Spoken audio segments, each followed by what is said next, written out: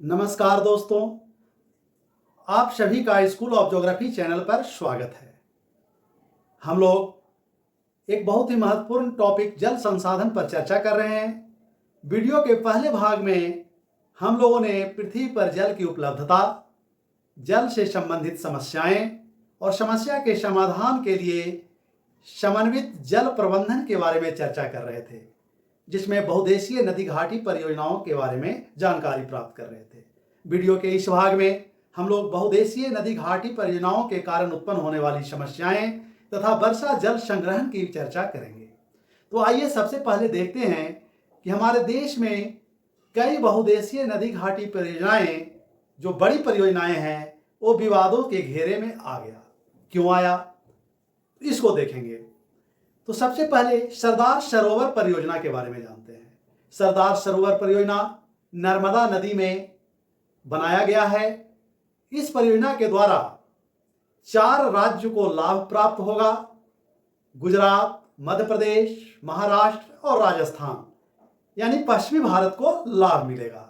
लेकिन इस परियोजना में जो बांध बन रहा है, उसके कारण बहुत सारा जंगल और मानव के निवास स्थान, गांव जल के डूब क्षेत्र में आ गए। अतः नर्मदा बचाओ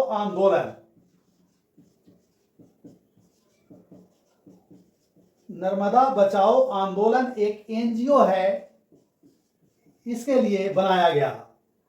एनजीओ, नॉन गवर्नमेंटल ऑर्गेनाइजेशन, ये बनाया गया और इसने इस परियोजना का विरोध करना शुरू किया। और विरोध का उद्देश्य था पर्यावरण को सुरक्षित रखना, यानी जो जंगल डूब रहे थे उन जंगलों को बचाना। इस आंदोलन से जुड़े हुए प्रमुख व्यक्तियों में मेघा पाटेकर हैं। यह आंदोलन बाद में, पहले तो पर्यावरण पहलू से जुड़ा हुआ था, लेकिन बाद में यह विस्थापन और पुनर्वास से भी जुड़ गया। विस्थापन एवं पुनर्वास, यानी इस परियोजना के डूब क्षेत्र में जितने गांव आए, उनके वहां रहने वाले लोगों को वहां से निकालकर दूसरे स्थान पर बसाना। तो ये समस्या आने लगी, लोगों का जमीन और उसकी आजीविका छीनने लगी। अन्य संसाधन जिस पर वे निर्भर रहते थे अपने क्षेत्र में, वह समाप्त हो गया और स्थानीय लोगों को परियोजना से कोई विशेष लाभ नहीं मिल रहा था। तो इन मुद्दों को भी इस आंदोलन में शामिल कर लिया गया। इस तरह से एक और बड़ी परियोजना, जो टिहरी परियोजना उत्तराखंड में है, उससे भी संबंधित विरोध शुरू हुआ।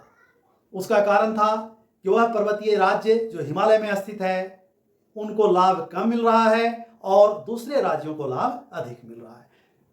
केरल की शांत घाटी परियोजना, साइलेंट वैली प्रोजेक्ट, भी विरोध के कारण स्थगित कर दिया गया, बंद कर दिया गया। तो इस तरह से बड़ी परियोजनाएं भारत में विवादित होने लगी। अतः जरूरत है कि छोटी छोटी परियोजनाओं का निर्माण क्षेत्रीय, स्थानीय समस्याओं को ध्यान में रखते हुए किया जाए, वो ज्यादा सफल होंगे।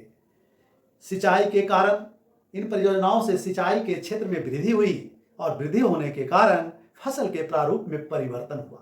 वाणिज्यिक फसलों का उत्पादन ज्यादा होने लगा, कॉमर्शियल ग्रेन ज्यादा उत्पादन किया जाने लगा है, क्योंकि उससे आर्थिक लाभ होता है। वाणिज्यिक उत्पादन का तो फसल बढ़ा, लेकिन अत्यधिक नहरी सिंचाई के कारण मृदा में लवणीकरण, यानी लवण की मात्रा में वृद्धि हुई। लवणीकरण कैसे बढ़ा? ये समस्या उत्तर पश्चिम भारत में गंभीर है, जहां हरित क्रांति का क्षेत्र है। पंजाब, हरियाणा, पश्चिमी उत्तर प्रदेश में नहरी सिंचाई के कारण जब पानी खेतों में जाता है तो नीचे तक चला जाता है और उन क्षेत्रों में सूर्य का प्रकाश तेज पड़ता है, तो बाष्पोत्सर्जन के कारण पानी वाष्प बनकर ऊपर आता है, जिसके साथ नीचे से लवण की मात्रा भी ऊपर आ जाता है। पानी वाष्प बनकर उड़ जाता है और नीचे से लवण ऊपरी सतह पर आकर बैठ जाता है, जिसके कारण मृदा का ऊपरी सतह लवणीय होते जा रहा है और उसकी उर्वरता समाप्त हो रही है। ये नहरी क्षेत्रों में एक गंभीर समस्या उत्पन्न हुई है। इसी तरह से उन क्षेत्रों में ही वाटर लॉगिंग, जल जमाव की समस्या उत्पन्न हुई है, यानी नहर के दोनों ओर जल रिसाव होने से दलदली भूमि का निर्माण हुआ है और जल जमाव की समस्या हुई है, जिससे कई प्रकार की बीमारियां भी उत्पन्न हो रही है। सामाजिक समस्या भी उत्पन्न हुई है, क्योंकि कृषि पैदावार में वृद्धि होने से एक वर्ग ज़्यादा अमीर हुआ है और एक वर्ग जो मजदूरी करता है, भूमिहीन है, उस पर ज़्यादा असर नहीं पड़ा है। अतः सामाजिक असमानता होने से सामाजिक समस्याएं भी उत्पन्न हुई है। नगरीय ग्रामीण क्षेत्र में भी तनाव की समस्या देखने को मिलती है। जैसे बांध बनाकर नदियों पर नगरों में पेयजल के लिए भेजा जाता है और जिन क्षेत्रों से भेजा जाता है वे ग्रामीण क्षेत्र सूखे रह जाते हैं, जिसके कारण भी कई प्रकार की समस्याएं होती है और इसका विरोध ग्रामीण क्षेत्र के लोग करते हैं। हमारे देश में नदियों पर बांध बनाए जाने के कारण नदी जल विवाद की स्थिति उत्पन्न हुई है।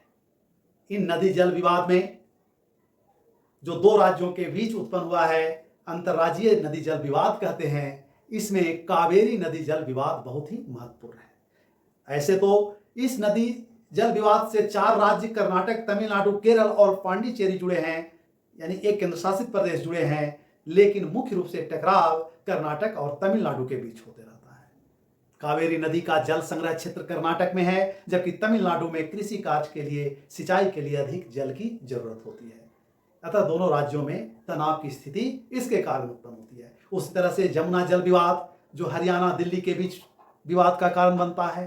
कृष्णा गोदावरी नदी विवाद, यह भी एक विवाद का कारण है जो महाराष्ट्र और पहले आंध्र प्रदेश के बीच, महाराष्ट्र, कर्नाटक और आंध्र प्रदेश के बीच था, लेकिन अब आंध्र प्रदेश 2 भाग में बंटने से तेलंगाना के बीच हो गया है।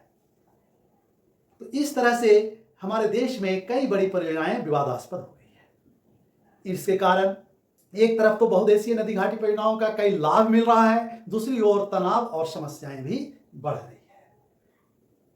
अतः सिंचाई के नए नए तकनीक का उपयोग करने की जरूरत है। जैसे वर्षा जल का संग्रहण कर उसका उपयोग विभिन्न कार्यों में किया जा सकता है। वर्षा जल का संग्रहण यानी वाटर हार्वेस्टिंग वर्तमान समय में पर्यावरण के दृष्टिकोण से सबसे महत्वपूर्ण बन गया है। वाटर हार्वेस्टिंग एक बहुदेशीय नदी घाटी परियोजना का, जिसके कारण विवाद की स्थिति उत्पन्न हो रही है या मृदा के स्वास्थ्य में गिरावट आ रहा है, उर्वरा शक्ति घट रही है, उसका एक बेहतर विकल्प हो सकता है। जैसे पश्चिमी भारत जो शुष्क क्षेत्र है, वहां राजस्थान में छत वर्षा संग्रहण की परंपरा पहले से रही है, वहां इसे और बढ़ावा देने की जरूरत है। पेयजल हेतु इसका प्रयोग किया जा सकता है।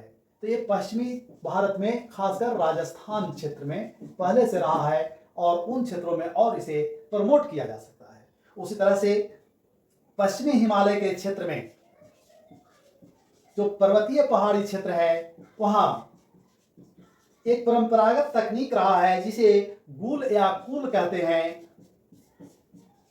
इसका विकास किया जा सकता है। इसके द्वारा नदी की शाखाओं में से एक शाखा निकालकर और जल को सीधे सिंचाई के लिए प्रयोग किया जाता है।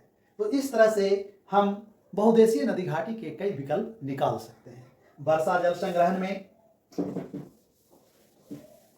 राजस्थान के जैसलमेर में खादिन, ये वहां का स्थानीय भाषा है, खादिन, और अन्य क्षेत्र में जिसे कहते हैं जोहर, ये राजस्थान में जैसलमेर में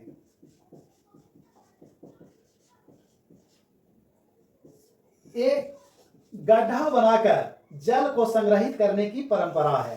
तो इसका प्रयोग शुष्क क्षेत्रों में किया जा सकता है और परंपरागत रूप से किया जाता रहा है। राजस्थान के पश्चिमी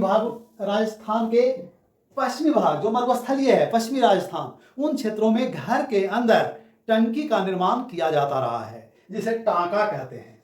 तो प्रत्येक घर में टांका का निर्माण किया जा सकता है और वहां होते भी रहा है, और इसमें वर्षा का जल पाइप द्वारा वर्षा जल संग्रहित किया जाता है, जिसका उपयोग पेयजल के रूप में करते हैं। लेकिन यह परंपरा धीरे धीरे समाप्त हो रही है, क्योंकि राजस्थान के पश्चिमी भाग में इंदिरा गांधी नहर द्वारा जल की आपूर्ति होने से पेयजल के रूप में भी लोग उसका प्रयोग करने लगे हैं, और ये वर्षा जल की परंपरागत तकनीक रही है, उसमें कमी आ रही है, जिसको बढ़ावा देने की जरूरत है।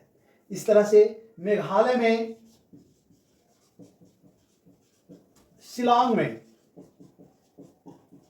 छत पर टंकी बनाकर जल संग्रहित किया जा रहा है। कर्नाटक के मैसूर